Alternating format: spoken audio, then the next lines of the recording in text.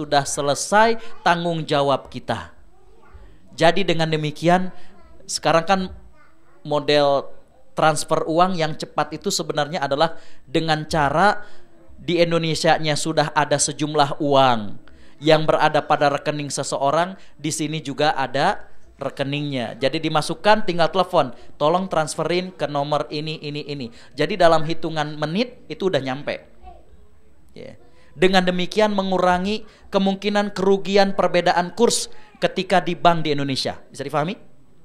Karena kan kalau masuk transfer benar-benar $1.000 di sini, kemudian kita ambilnya dari BNI atau Bank Mandiri, walaupun hari itu kurs dinyatakan 9.900, waktu lagi keluar belum tentu sejumlah itu. Jadi untuk mengurangi hal tersebut, cost-nya itu adalah dengan cara tadi. Maka sekarang juga bisa begitu, ada misalnya tadi, ada ustadz kita atau siapa yang kita percayakan, misalnya kita juga ingin membantu saudara kita di Padang, kita cukup telepon, ada sekian untuk saudara kita di Padang, tolong salurkan. Ini ternyata Idul Fitrinya hari Minggu, kita nggak bisa transfer nih sekarang. Misalnya, maka Bapak Ibu yang Allah Subhanahu wa Ta'ala, yang penting sudah putus dari kata-kata tersebut, maka itu sudah bisa kemudian dinyatakan lepas daripada tanggung jawab kita. Ya. Apakah harus sampai kepada mustahik pada saat itu, atau cukup sampai ke ambil yang akan saya sampaikan? Ya. Bapak Ibu yang Allah Subhanahu wa Ta'ala rahmati, jadi kita sebagai panitianya cukup kepada perantara kita di tanah air. Dia menyalurkannya, Bapak Ibu yang Allah Subhanahu wa Ta'ala rahmati, tentunya agar lebih kemudian tepat sasaran, mereka akan melihat mana yang terbaik. Mohon maaf, kalau saya mengisi training tentang zakat, ada suatu materi namanya fikih pendayagunaan. Selama ini jujur, kita belum banyak mendongkrak angka kemiskinan di Indonesia. Karena tentang penyaluran dan distribusi zakat masih belum memiliki fikih pendayagunaan. Apa? Sedikit saja.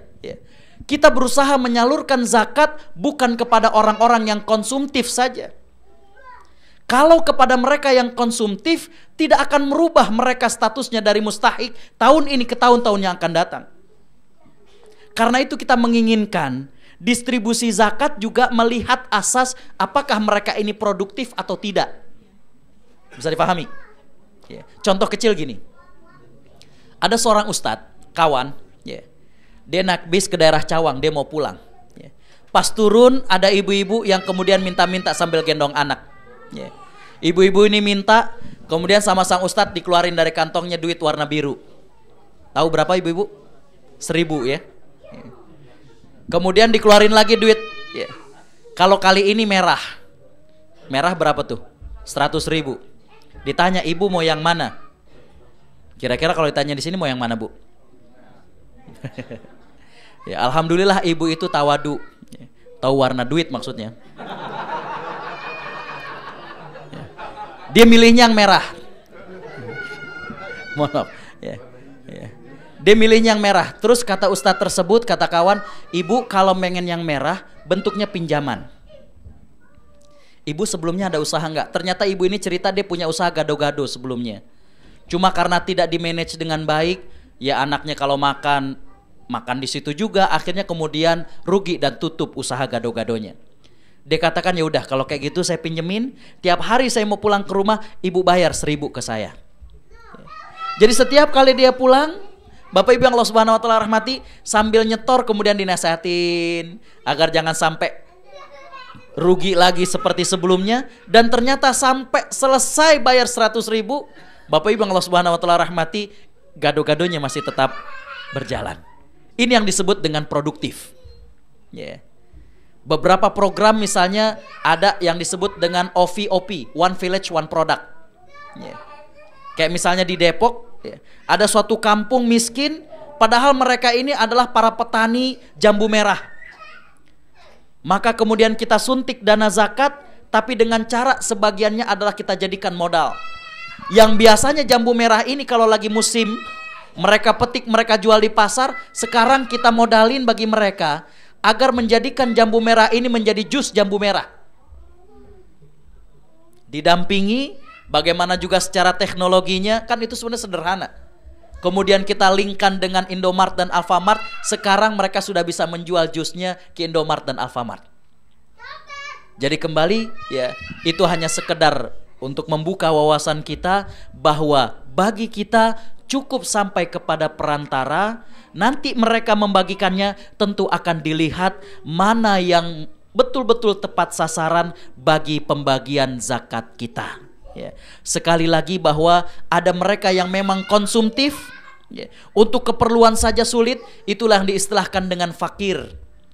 Fakir itu kalau kebutuhan satu harinya 10.000, dapat penghasilannya 2.000, 3.000. Kalau miskin, kebutuhannya 10.000, dapatnya 7.000. Ya. Makanya zakat itu bukan saja kita berikan kepada orang yang gak bisa makan, bisa juga disalurkan kepada mereka yang untuk makan sudah ada, tapi buat sekolah gak ada uang bayarannya, bisa juga diberikan kepada mereka. Nah itu dalam fikih pendayagunaan. Itu nantinya kalau kita bahas bisa masuk ke dalam apa program penyaluran zakat kita. Ya. Bapak Ibu yang Allah Subhanahu wa taala rahmati, kembali berkaitan dengan fitrah sama ya. Berkaitan tentang zakat fitrah, yang terpenting dari hadisnya adalah kita mengeluarkannya. Di sana memang berkaitan dengan zakat fitrah lebih khusus untuk fakir dan miskin. Zakat fitrah lebih khusus untuk fakir dan miskin. Sehingga zakat fitrah memang ya, dalam hukum zakatnya dia bukan untuk mengentaskan kemiskinan. Dia untuk menjadikan si miskin dan fakir pada hari raya ya, ada sesuatu yang kemudian bisa mereka makan, bisa mereka gunakan. Ya. Cuma yang saya katakan tepat sasaran adalah begini Pak. Ya. Mohon maaf, kadangkala ada mereka-mereka yang karena rasa ifah dalam dirinya, maka mereka tidak meminta-minta di jalan. Justru mereka-mereka yang sebenarnya perlu tapi menahan rasa malu ini, maka inilah yang sebenarnya kalau kita beri akan lebih tepat sasarannya. Jadi maksud saya adalah tetap kepada fakir dan miskin, tapi bukan mereka yang berjalan-jalan di pinggiran, tapi betul-betul dengan data yang sudah kita ambil di satu RT, di satu RW, sehingga kemudian ketika kita berikan tepat kepada sasarannya. Jadi zakat fitrah memang khusus untuk fakir dan miskin, bagi kita adalah bagaimana menyalurkannya ataupun membagi kepada perantara, mereka membaginya hadirin khotal iman kalau setelah lewat daripada hari raya, itu di luar daripada kuasa kita. Wallahu a'lam. Saya kira demikian ya.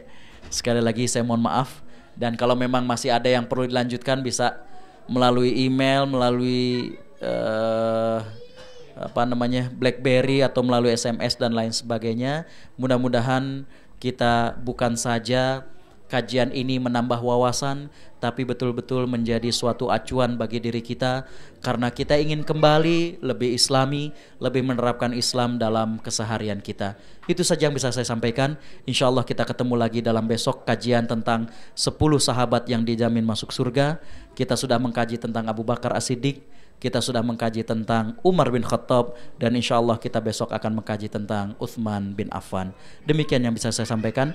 Saya tutup dan saya kembalikan kepada moderator. Wassalamualaikum warahmatullahi wabarakatuh. Bisa diulangi Pak websitenya? Websitenya pokoknya di searching Syariah Consulting Center, SCCI. SCCI. Yeah.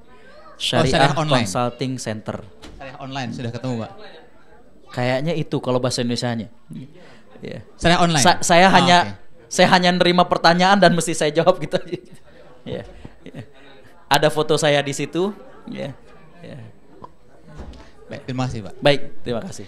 Baik, atau Bapak, bisa ke email saya agus_set2000@yahoo.com. Kenapa SET Pak? Set singkatan dari Setiawan. Oh, okay. Karena nama Agus ini cukup banyak. Oke. Ya. Agus_set 2000@yahoo.com. 2000@yahoo.com. Karena buatnya tahun 2000. PIN BB-nya sebentar.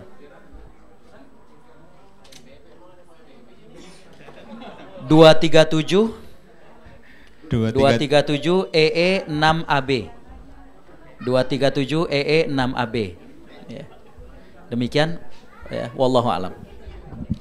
Baik, Bapak Ibu sekalian, ini sudah jam 11 lebih 11. Saya pikir terlalu larut kalau kita harus lanjutkan. Baiknya kita akhiri pengajian pada malam hari ini dengan membaca doa kafaratul majlis. Subhanakallahumma wa bihamdika asyhadu an la ilaha illa anta astaghfiruka wa atubu ilaik. Assalamualaikum warahmatullahi wabarakatuh.